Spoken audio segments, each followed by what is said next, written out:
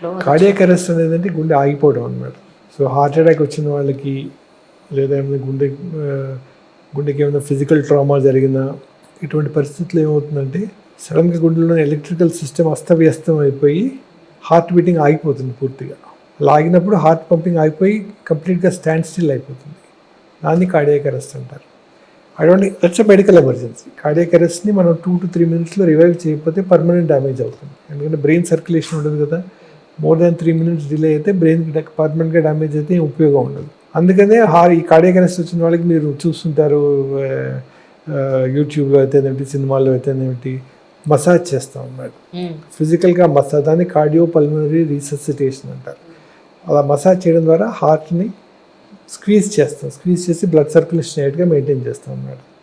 తర్వాత heart రిథమ్ని analyse చేసి కొందరికి అవసరమైతే ఒక షాక్ ట్రీట్మెంట్, ఒక ఎక్స్టర్నల్గా ఒక డిఫిబ్రిలేటర్ అని ఉంటుంది. ఆ మెషిన్ ద్వారా షాక్ ఇచ్చి వాళ్ళ హార్ట్లోని ఎలక్ట్రికల్ యాక్టివిటీని పునరుద్ధరించేట్టుగా చేస్తాం అన్నమాట. అలాంటి చేసి ఫర్దర్గా what ever depending on the heart condition treatment చేస్తాం అన్నమాట. కానీ అంటే నాకు చాలామంది కార్డియాలజిస్టులతో మాట్లాడిన తర్వాత ఇప్పుడు మీతో మాట్లాడుతుంటే కూడా అప్పట్లో ఒక 5 ఏళ్ల క్రితం నేను మన ఒక డాక్టర్ గారు నేను ఇంటర్వ్యూ చేసినప్పుడు ఆయన అడిగా, మళ్ళీ మీ నుంచి అడుగుదాం అనుకుంటున్నాను ఏంటంటే, హార్ట్ అనేది ఒకటి ఉంది, మనసు అన్న అదేనా? హార్ట్ కూడా మళ్ళీ మనసు సపరేట్గా ఉంటుందా? మనసు అనేది it's a mind, something to the mind అనమాట. మన థాట్ ప్రాసెస్. మన కవులు ఏం చేస్తారంటే మనసు అని ఇక్కడ చూపిస్తారు, మనసు గుండెని సినానిమస్గా యూజ్ చేస్తూ ఉంటారు. So they think that I have given my heart to somebody is given their heart to me అని అలా అనుకుంటుంటారు. So heart is actually muscular pump, అంతకుమించి లేదు. The mind is different. So మన ఎమోషన్స్ అన్ని మన బ్రెయిన్లో ఉంటాయి. So whatever feelings of love, hate, affection, everything is something to do with our thought process, our mind. So but poeticగా మన heart అని మాట్లాడతాం అన్నమాట. కొంతమంది అంటారు నాన్ వెజ్ ఎక్కువ తింటే బ్లడ్ చాలా చిక్కగా ఉంటుంది, వాళ్ళకే కొలెస్ట్రాల్ ప్రాబ్లం ఉంటుందని. బట్ నేను చూసిన వాళ్ళలో ప్యూర్ వెజిటేరియన్స్లో కూడా ఈ ప్రాబ్లం నేను చూశాను. So what you say sir exactly? Yes, that's a very interesting question. చాలామంది అంటారు అతను నాన్ వెజిటేరియన్, నేను జీవితాంతం వెజిటేరియన్, నాకు ఎట్లా వచ్చింది హార్ట్ అటాక్, ఆయనకి రాలేదు అనుకుంటారు. హార్ట్ అటాక్ అయితే ఏమిటి, గుండె జబ్బులు అనేది మల్టీ ఫ్యాక్టోరియల్ డిసీజెస్ అనమాట. మల్టిపుల్ ఫ్యాక్టర్స్ వల్ల వస్తాయి అన్నమాట. ముఖ్యమైన ఫ్యాక్టర్ దాంట్లో కొన్ని మాడిఫైబుల్ ఫ్యాక్టర్స్ ఉన్నాయి, కొన్ని నాన్ మాడిఫైబుల్ ఫ్యాక్టర్స్ ఉన్నాయి. ఇప్పుడు ఒకటి నాన్ మాడిఫైబుల్ ఫ్యాక్టర్స్లో ఏంటంటే జెనెటిక్స్. కొందరికి జెనెటిక్గా ఈ గుండె జబ్బులు వచ్చే టెండెన్సీ ఉంటుంది. కరెక్ట్. వాళ్ళ పేరెంట్స్లో ఎవరికి కానీ, వాళ్ళ మేనమామల్లో కానీ, మేనత్తలో కానీ, బ్రదర్స్లోని, కజిన్స్లో కానీ 50 years 40 years చిన్న వయసులో హార్ట్ అటాక్ వచ్చుంటే వీళ్ళకి కూడా చిన్న వయసులో హార్ట్ అటాక్ వచ్చే రిస్క్ ఎక్కువగా ఉంటుంది. అలాగే ఇండియన్ రేస్లో అమెరికన్స్తో కంపేర్ చేసుకుంటే ఇండియన్స్లో 10 రెట్లు ఎక్కువ రిస్క్ ఉంటుంది హార్ట్ అటాక్ రావడానికి. జపనీస్తో కంపేర్ చేసుకుంటే ఇండియన్స్కి 40 times ఎక్కువ రిస్క్ ఉంటుంది హార్ట్ అటాక్ రావడానికి. Oh my God. An Indian has a 40 times higher risk of getting a heart disease than a Japanese. So genetic being Indian is a risk factor. Endukani sir? What is the reason? There's our genes. There's something to do with our genes. Right. So somebody who's got a family relative who had a heart attack at a young age, he's at a higher risk of heart attack. Alage being a males lo koncham ekkuva risk untundi. Females వాళ్ళకి monthly cycles జరుగుతున్నంత వరకు వాళ్ళకి కొంచెం protection ఉంటుంది. Once females menopause attain చేసిన తర్వాత వాళ్ళ risk almost becomes equal to male. So being a male having ఒక relative heart attack, చిన్న వయసులో హార్ట్ అటాక్ వచ్చిన రిలేటివ్ ఉంటే ఇండియన్ అయితే ఆటోమేటిక్గా your risk is higher. So genetic factor ఒకటి, ఏజ్ ఒకటి. మన వయసు పెరుగుతున్న కొద్దీ గుండె జబ్బులు వచ్చే రిస్క్ పెరుగుతుంది. So age and genetics we cannot change. We cannot change our parents. Correct. We cannot change our genes. So that risk factor will be there. We have non-modifiable risk factor. Modifiable risk factor is what we do to our body.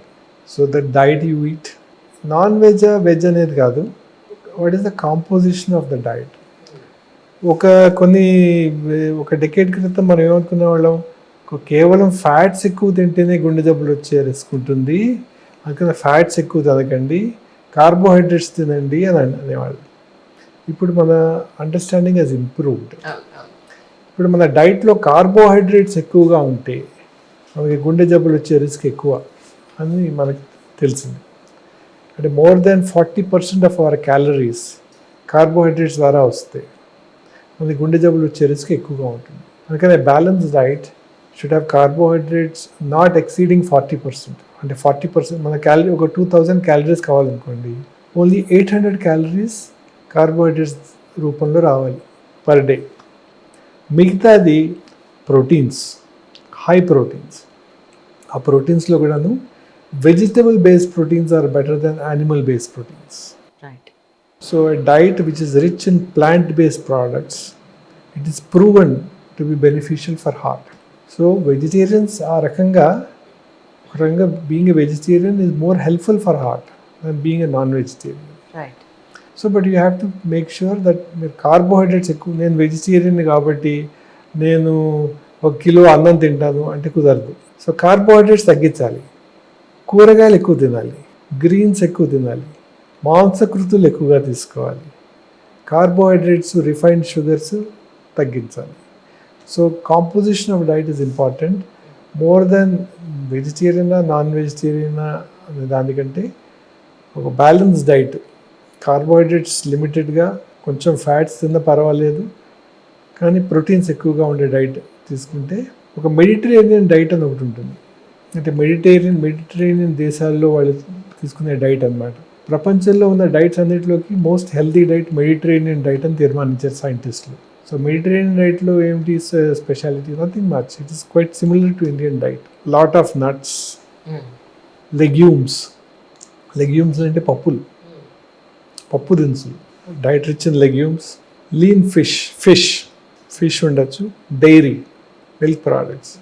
So మెయిన్గా ఇటువంటి plant based products ఎక్కువగా ఉండే diet ఉంటే అది చాలా helpful అనేసి, గుండె జబ్బుల నివారణలో అది చాలా హెల్ప్ఫుల్ అనేసి నిర్ధారించారు అన్నమాట. ఇప్పుడు ప్రపంచంలో బ్లూ జోన్స్ అని ఐడెంటిఫై చేశారు. ఓకే. బ్లూ జోన్స్ ఎక్కడున్నాయంటే, ఇప్పుడు జపాన్లో ఒకినావా ప్రాంతంలో బ్లూ జోన్ ఒకటి ఉంది, కాలిఫోర్నియాలో లోమలిండా అనే ప్రాంతంలో ఒక చోట బ్లూ జోన్ ఉంది, ఇటలీలో సార్డీనియా అనే ప్రాంతంలో బ్లూ జోన్ ఉంది. ఈ బ్లూ జోన్స్లో ఏంటంటే ఒక ఇంట్రెస్టింగ్ ఫ్యాక్టర్ అంటే, you see the highest number of people who are more than 100 years old. So ఈ బ్లూ జోన్స్లో లాంజివిటీ, లైఫ్ స్పాన్ అనేది అన్నిటికంటే ఎక్కువగా ఉన్న ప్రాంతాలు అన్నమాట బ్లూ జోన్స్. ఈ బ్లూ జోన్స్ని కంపేర్ చేశారు, దే హెవ్ స్టడీడ్. ఏమిటి ఈ బ్లూ జోన్స్లో ఉన్న what is unique about people in the blue zones that they are living so long అనేది స్టడీ చేస్తే ఒక వెన్ డయాగ్రామ్ ఉంటారు అన్నమాట. అది చూస్తే కామన్గా ఉండేది ఏంటంటే plant based diet, continuous physical activity. వీళ్ళు సెడెంటరీగా కూర్చోరు, కంటిన్యూస్గా రోజంతా ఏదో ఒక activity, gardening, cooking, walking, cycling, swimming. So people are continuously doing some activity except when they are sleeping. Right. Meaningful and fruitful social relationships. They have nice social relationships. So ఈ 80 years old 90 years old కూడాను సాయంత్రం కూడా ఒక చోట కలవడం, కలిసి కబుర్లు చెప్పుకోవడము, having meaningful social interaction. So that release stress. So they don't lead a stressful life. They lead very relaxed and contented and peaceful lives. Plant based diet, no alcohol consumption, no smoking, and a very healthy diet. Right. So these are the common factors which are contributing to increased lifespan in matter. So basically increased lifespan is because of reduced cancer and reduced heart disease. ఇవి రెండే major killers. మానవుల జీవన పరిమాణాన్ని తగ్గించి రెండు main జబ్బులు అంటే గుండె జబ్బులు, క్యాన్సర్ సంబంధించిన జబ్బులు, రెండింటిని తగ్గించడానికి ఈ ప్లాంట్ బేస్డ్ డైట్ అనేది, good physical activity, meaningful social relationships, good families, good family structure, and physical activity. These are important. మీరు ఇంత ఫిట్గా ఉందని మీరేం చేస్తారు సార్? నేను I try to practice what I preach. I try to eat a good healthy diet and try to minimize the stress. Our job is a stressful job. Absolutely. అందులో ఇవాళ రేపట్లో చాలా కష్టమైపోయింది. పేషెంట్ మనం ఎంత పర్ఫెక్ట్గా వర్క్ చేసినా patients నుంచి ఏదో ఒక చిన్న ప్రాబ్లం వచ్చినా సరే వాళ్ళని సాటిస్ఫై చేయడమే చాలా కష్టంగా ఉంది, టు బి ఫ్రాంక్. సో అందుకని what I try to do is I try not to take my stress home. So I try to unwind and I do exercise regularly and I cultivate a good circle of friends whom we meet regularly. Once in 6 months we go and do something like, we climb some mountain or do some expedition or something like that. So these are different things that we do. Social మీడియాలో oil అనే subject మీద చాలా పనికొచ్చేవి కొన్ని, పనికిరానివి కొండంత information ఉంది. ఒకానొకప్పుడు గానుగు నూనెలు అవి వాడేవాళ్ళం, తర్వాత అది ఫిల్టర్ అవ్వలేదు, అలా వాడేస్తున్నాం, దానివల్ల హెల్త్ ప్రాబ్లం అన్నారు. మొత్తం ప్యూరిఫై అయిన ఆయిలే వాడాలన్నారు, అవి వచ్చాయి. ఇప్పుడు ఇవి వాడుతుంటే మళ్ళీ ఇది వాడడం కరెక్ట్ కాదు, మళ్ళీ గో బ్యాక్ టు రూట్స్ అంటున్నారు. ఈ సైకిల్ని ఎలా చూస్తారు సార్? యాక్చువల్లీ మీరు ఎలా చూస్తారు? అది ఇప్పుడు లాట్ ఆఫ్ ఎక్స్పర్ట్స్ అండి, కొందరు మెడికల్ ఎక్స్పర్ట్స్, కొందరు సెల్ఫ్ ప్రొక్లెయిమ్డ్ ఎక్స్పర్ట్స్ ఉన్నారు. సో ప్రతి వాళ్ళు ఈ వాట్సాప్ యూనివర్సిటీలో వచ్చిన పరిజ్ఞానాన్ని జనాల మీద ఇది బాగుంది, వాట్సాప్ యూనివర్సిటీ పరిజ్ఞానాన్ని. సో ఇప్పుడు ఏంటంటే, ఇప్పుడు ఈ ఆయిల్ అనేది ఫ్యాట్. ఒక టైంలో మేము చెప్పాము ఫ్యాట్ ఈజ్ నాట్ గుడ్ అని. ఇప్పుడు మనం చెప్తాం we're moderated that opinion. We're not saying that fat is good for heart, but there are some kinds of fats, కొన్ని రకాల fats which give good something like polyunsaturated fatty acids, monounsaturated fatty acids, omega-3 fatty acids ani. These are helpful for the body. These protect the heart and also protect the body. So there are some fats which are good for this. వీటిని మోడరేషన్లో తీసుకుంటే, most of the refined oils have a lot of additives and chemicals to keep their shelf life. They industrially produced oils, they have additives which are not good for the body in general. So naturally occurring oils are much better. Oils that are coming from like olive oil is better than say refined oil. Some oils are better, like coconut oil in limited quantity is good. ఇప్పుడు నెయ్యి కూడా చెప్తున్నారు కదా, you can eat ghee in a limited quantity is good because it gives you some good fatty acids. Olive oil is good. So there are some oil మనకి ఈ almonds, బాదము, walnuts ఇవి consume చేయడం వల్ల కూడా కొన్ని గుడ్ ఫ్యాట్స్ మన బాడీలోకి వస్తుంటాయి. Those are also beneficial for the heart. So what is important is that instead of sticking to one particular oil, we should try to get our fats from different sources and try to get good fats. There's plenty of literature available in the social media, but better is to consult an expert. A trained nutritionist will be able to tell you what is good for an individual. కానీ ఇప్పుడు మీరు చెప్తే నాకు అర్థమైంది ఏంటంటే అతి సర్వత్రా వర్జయేత్. అన్ని తలో కొంచెం తీసుకుంటే ప్రాబ్లం ఉండదు, కానీ ఏది అతి చేసినా కూడా. So moderation is the secret of health. ఇప్పటివరకు మాట్లాడుకున్న హార్ట్కి సంబంధించిన ట్రీట్మెంట్స్ అన్నీ ఒకెత్తు, Impella is something different than other treatments. So exactly Impella ఎందుకు వచ్చింది, ఎలా వచ్చింది, ఎక్కడ ఇది స్టార్ట్ అయింది, ఇక్కడ మన ఇండియాలో ఎలా వర్క్ చేస్తుంది ఎగ్జాక్ట్గా అంటే ఏం చెప్తారు? ఇందాక మనం చెప్పుకున్నట్టుగా ఇంటర్వెన్షనల్ కార్డియాలజీ గురించి చెప్పుకున్నాం కదండి. ఇంటర్వెన్షనల్ కార్డియాలజీ అంటే as an interventional cardiologist we fix problems in the heart without opening the heart. Angioplasty, stents వేయటము, ఈ హార్ట్ వాల్వ్స్ రీప్లేస్ చేయటము, these are all with in interventional cardiology రేంజ్లో వచ్చిన టాపిక్స్. అయితే కొందరికి ఏంటంటే some patients are very sick. ఇందాక మీరు చెప్పారు కదా 70 years old ఎవరికో స్టెంట్స్ వేయలేము అన్నారు కదా. ఏ కారణం చేతి వేయలేమని మనం ఆలోచించాలి.